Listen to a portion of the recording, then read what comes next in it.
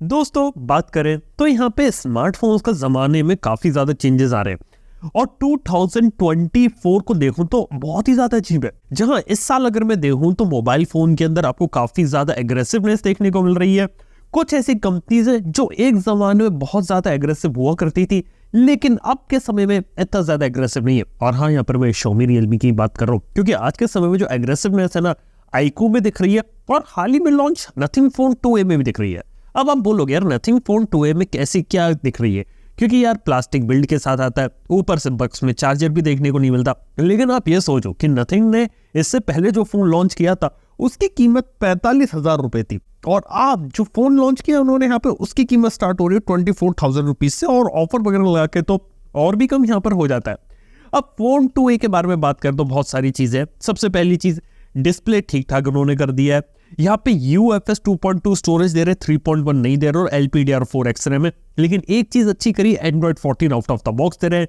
Main camera है 50 megapixel का primary sensor Samsung का और 50 MP का अल्ट्रा वाइड एंगल सेंसर डाला है। इसके साथ ही इन्होंने यहाँ पे अपनी पीछे ग्लिफ लाइटिंग को भी मेंटेन कर रखा है। यहाँ तक कि इस फोन के अंदर वो सारी चीज अवेलेबल करवा रहे जो एक परफेक्ट फोन में होनी चाहिए और उनकी नजर में 25,000 रुपए के नीचे का फोन है। देखो सिंपल सी बात यह कि नथिंग को पता चल गया था कि नथिंग का जो इंडिया में मार्केट है ना वो 30,000 रुपए से नीचे है। क्योंकि अगर आप यहाँ पे देखोगे तो जब नथिंग का फोन 1 लॉन्च हुआ था 30,000 रुपए के ऊपर कीमत थी। मार्केट में आया, शुरुआत में हाइप में थोड़ा बिक गया, उसके बाद चलानी, उसके बाद नथिंग वाले फोन 1 की कीमत को यहाँ पे ड्रॉप करते, जिसके बाद फोन 1 की सेल्स पिकअप होना शुरू होती है और अंडर 30,000 बहुत जबरदस्त बिकता है। और डेफिनेटली काफी सारे लोग मुझे मिलते हैं कहते हैं कि यार फोन 1 उनका अच्छा चल रहा है। लेकिन बात करें तो यार इस साल फोन 1 को हो जाएंगे 2 साल और काफी सारे लोग 25 से 30,000 वाले जो रहते हैं वो सोचते हैं कि 1.5-2 साल चला लिया, अब बदलने का टाइम आ गया। अब नथिंग का कोई यूजर है तो वो ये चाहेगा कि शायद नथिंग के फोन पे अपग्रेड करे और नथिंग भी ये नहीं चाहेगी कि जो नथिंग के इनिशियल यूजर थे वो कहीं और शिफ्ट हो जाए। इसलिए सोचा एक और नया मॉडल निकाल देते हैं और यहाँ पे निकाल देते हैं नथिंग फोन 2a। अब Dimensity 7200 प्रो प्रोसेसर के साथ आ रहा है और प्रो का मतलब मैं बता देता हूँ, फोन के अंदर ऐसा कुछ भी नहीं है जो उसके अंदर उसे प्रो बनाता है। प्रोसेसर एग्जैक्ट सेम है। यहाँ पे नथिंग का कहना है कि कुछ कस्टमाइजेशन उन्होंने मीडियाटेक के साथ करवाई है, लेकिन सारी की सारी चीज आपको बिल्कुल वैसी की वैसी ही देखने को मिलती है। इसके साथ ही बात करें तो मेरे को लगता है कि फोन 2a की सेल्स यहाँ पे जबरदस्त हो सकती है क्योंकि प्राइस पॉइंट एक ऐसा है, काफी सारे लोग इस प्राइस पॉइंट पे इस फोन को कंसिडर कर सकते हैं। इसके साथ ही रणवीर सिंह को एडवर्टाइजमेंट के लिए लोग यूज कर रहे हैं, मोबाइल फोन की सेल्स इंक्रीज करने के लिए यूज कर रहे हैं। तो डेफिनेटली ये एक ऐसा फोन होगा नथिंग की पूरी लाइनअप में जो अभी तक का सबसे ज्यादा बिकने वाला फोन होगा। और नथिंग वाले अगर इसको ऑफलाइन वगैरह भी अवेलेबल करवाएं तो भी ये जो फोन है मार्केट में बहुत अच्छा परफॉर्म कर सकता है। खैर देखते क्या रहता है, लेकिन एक बात बता सकता हूँ नथिंग कंपनी के बारे में। नथिंग कंपनी ने यहाँ पर जो फोन लॉन्च किया नथिंग फोन 2a, इसके लॉन्च इवेंट में ये भी क्लेम किया था कि यहाँ पे इन्होंने अभी तक 2.7 मिलियन प्रोडक्ट्स को बेचे, इंक्लूडिंग इनके ईयरफोन्स और जो मोबाइल फोन होते हैं दोनों को मिला के, और $500 बिलियन का जो रेवेन्यू होता है वो जनरेट किया।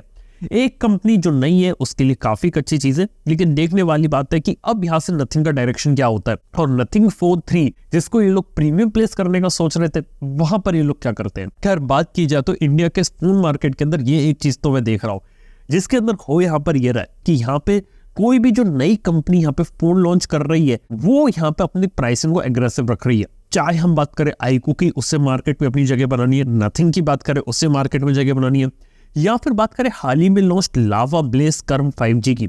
हाल ही में लावा ने कर्व ब्लेज 5G लॉन्च किया और उसके अंदर देखा जाए तो 17,999 18,000 रुपए में काफी सारी चीजें सही है। पहली चीज कर्व्ड एमोलेड डिस्प्ले है, Dimensity 7050 प्रोसेसर है, UFS 3.1 स्टोरेज है, LPDDR5 रैम है, इन डिस्प्ले फिंगरप्रिंट स्कैनर है, 5000 mAh की बैटरी है। सारा पैकेज देखने को मिल रहा है 18,000 रुपए में, जो कि बहुत ज्यादा एग्रेसिव लगता है। और ये फोन यहाँ पे अपनी प्राइस पॉइंट को बहुत अच्छे से जस्टिफाई भी करता है और देख के ऐसा लग रहा है कि जिन कंपनीज को अपनी एक जगह बनानी है मार्केट में वो लोग एग्रेसिव हो गए। लेकिन वही बात करें दूसरी कंपनी जो मार्केट में ऑलरेडी स्टैब्लिश्ड है, चाहे मैं OnePlus की बात कर लूँ, Xiaomi, Realme की बात कर लूँ, ये लोगों ने अपनी प्राइसिंग थोड़ी सी ज्यादा कर दी है। अब बस डर मेरे को ये लगता है कि कहीं ये जो कंपनीज है ये मार्केट में आगे चल के कहीं ना कहीं अपने प्राइसिंग को इंक्रीज ना कर दे जैसे पुरानी कंपनीज ने किया था। देखने वाली बात होगी यहाँ पर क्या रहता है। खैर इसी के साथ ही यहाँ पर बात करें तो ट्यूसडे इवनिंग में जब नथिंग का लॉन्च इवेंट खत्म ही हुआ था, उसके ठीक बाद यहाँ पे इंस्टाग्राम और फेसबुक यहाँ पे डाउन हो गया। इवन जो डाउन डिटेक्टर वेबसाइट है वहां से पता चलता है कि जो आउटरीच था ये अक्रॉस द मेटा प्रोडक्ट के साथ हुआ था। इंस्टाग्राम, फेसबुक मैसेंजर डाउन थे, यहाँ तक कि यूएसए के अंदर भी लोगों ने इसके आउटरीच को फेस किया और 3 लाख से ज्यादा ऐसी रिपोर्ट्स थी जिन्होंने कहा कि ये एप्स यहाँ पे पूरी तरीके से डाउन हो गई है, जो कि काफी लंबे समय तक रही। तो कुछ घंटे तक काफी सारे लोगों ने यहाँ पे इस चीज को करा था सफर। यहाँ तक की बात करें, जो एक सोशल मीडिया प्लेटफॉर्म यहाँ पे काफी अच्छे तरीके से चल रहा था वो था ट्विटर। यहाँ पे ट्विटर का ग्रोथ यहाँ पे काफी तेज से हो गया और एक्स पे काफी ज्यादा लोग आ गए थे और इंगेज यहाँ पे कर रहे थे। खैर ये सारी चीजें तो यहाँ पे चल रही थी, लेकिन बात कर तो बाद में नॉर्मली जो सारी चीजें होती बाद में फिक्स हो गई। अब पीछे से क्या हो सकता है कुछ नहीं कह सकते, लेकिन यहाँ पर एक और इंटरेस्टिंग चीज मैंने ऑब्जर्व करी, वो ये थी जब मेटा के प्रोडक्ट्स फेसबुक, इंस्टाग्राम डाउन थे, तब गूगल के भी जो प्लेटफॉर्म्स होते हैं, YouTube, Google Play store, Google search, इनके अंदर भी काफी सारे लोगों ने डाउन रिपोर्ट किया कि ये वेबसाइट्स भी डाउन हो गई थी। अब इसके पीछे का जो रीजन है वो अभी तक समझ में आया नहीं है, लेकिन फिर भी अभी के समय में सारी चीजें नॉर्मली यहाँ पे फंक्शनिंग कर रही है। इसके साथ ही बात करें तो सैमसंग और आईफोन की इंटरेस्टिंग कंट्रोवर्सी निकल कर रही है। हाल ही में यहाँ पे रिहाना की परफॉर्मेंस का वीडियो यहाँ पे सामने आया था, जिसके अंदर कहा गया था कि जूम कैपेबिलिटीज यूज की जा रही गैलेक्सी S24 अल्ट्रा की। ऑब्वियसली उस कैमरे का जूम काफी अच्छा है और लोगों ने प्रेडिक्ट कर दिया था कि सैमसंग के फोन से ये चीज ली गई और सैमसंग के ट्विटर अकाउंट ने भी यहाँ पर क्लेम कर दिया था कि ये सैमसंग का वीडियो है। लेकिन बाद में जो कैमरा मैन थे उन्होंने यहाँ पे बताया कि एग्जैक्टली में आईफोन 13 प्रो मैक्स से वीडियो लिया गया, ना कि सैमसंग S24 अल्ट्रा से। तो यार ये भी एक चीज है और इसी के कारण जो ट्विटर या एक्स होता है वहां पे आईफोन वर्सेस सैमसंग के जो फैन बॉयज होते हैं ना, उनमें एक छोटी सी जंग हो गई थी। बाय द वे आपको ये भी पहले बता चुका हूँ कि एक पॉइंट के बाद ये फर्क नहीं पड़ता कि आप कौन से ब्रांड का फोन चला रहे हो, क्योंकि एक पर्टिकुलर प्राइस सेगमेंट के बाद ज्यादातर फोन काफी अच्छे हो जाते हैं, चाहे हम बात करें आईफोन की या सैमसंग की। आपकी जरूरत पर डिपेंड करता है, लेकिन है दोनों ही यहाँ पर अच्छे। और इसके साथ ही काफी इंटरेस्टिंग न्यूज निकल कर आई है विंडोज की तरफ से। माइक्रोसॉफ्ट ने कुछ साल पहले जब विंडोज 11 लॉन्च किया था, उसके अंदर एक फीचर बताया था जिसके अंदर एंड्रॉइड एप्स को यहाँ पे आप लोग चला सकते थे विंडोज के अंदर। इसके ऊपर मैंने काफी अच्छे तरीके से एक्सप्लेन किया था इससे पहले और काफी सारी चीजें इसके बारे में डिस्कस करी थी। लेकिन सरप्राइजिंगली ये जो प्रोजेक्ट है ना, इंटरेस्टिंग होते हुए मार्केट में ज्यादा चल नहीं पाया और अब माइक्रोसॉफ्ट ने डिसाइड किया कि 2025 में जो विंडोज सब सिस्टम फॉर एंड्रॉइड होता है इसे यहाँ पे पूरी तरीके से खत्म करने वाली है। अब इसके अंदर देखा जाए तो काफी सारी रिस्ट्रिक्शंस थी और इसको इस तरीके से बनाया गया था। माइक्रोसॉफ्ट ने सोचा था कि विंडोज के अंदर पहले सब सिस्टम फॉर लिनक्स लाए थे विंडोज 10 के अंदर, जिसके अंदर आपको लिनक्स डालने की जरूरत नहीं है। आप यहाँ पे जो CMD कमांड प्रॉम्प्ट होता है वहां पर इसकी बैश और जो शेल कमांड्स होती है उनको यूज कर सकते थे और जो कमांड लाइन इंटरफेस था वो काम कर सकता था। फिर ऐसी एंड्रॉइड को लेकर ताकि एंड्रॉइड ऐप चला सके। कुछ एंड्रॉइड ऐप चलती भी थी, कईयों में एरर भी आ जाती थी, लेकिन फिर भी ये वर्क इन प्रोग्रेस था। और तो और सिर्फ बात यहीं पे खत्म नहीं हो जाती, यहाँ पर अमेज़न के साथ मिलकर खुद का एक ऐप स्टोर निकाला था जहाँ पे आपको एंड्रॉइड एप्स का सिलेक्शन देखने को मिलता था। जैसे आप गूगल प्ले स्टोर से डाउनलोड करते हो ठीक वैसे ही था। अब देखा जाए तो माइक्रोसॉफ्ट को लगा कि शायद ज्यादा लोग इसका यूज नहीं करते होंगे और काफी ज्यादा एफर्ट है और अमेज़न की तरफ से भी कोई ज्यादा पुश नहीं मिला, इसीलिए देखा है कि अब इस वाले जो पूरे पार्ट रहता है ना उसको यहाँ पे डिच करने वाली है। देखते हैं आने वाले टाइम में क्या रहता है, लेकिन अब ये चीज देखने को नहीं मिलेगी।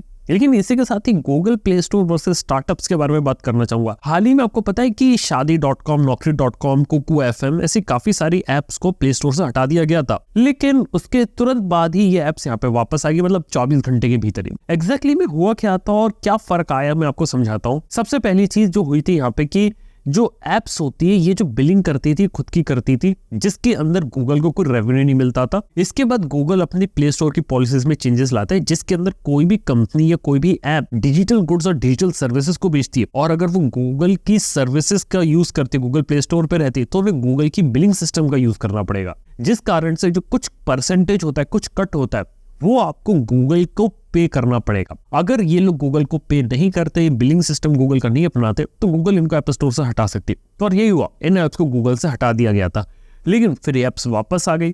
तो ज्यादातर जो ऐप्स है जो वापस आई उनके अंदर जो बिलिंग सिस्टम है वो चीज रिमूव कर दी गई है और काफी सारी ऐप्स के अंदर सिर्फ और सिर्फ ब्राउजिंग वगैरह कर सकते हैं। और यही एक है, ये काफी सारे जो स्टार्टअप्स होते हैं सारा का सारा पैसा अपने पास रखना चाहते हैं।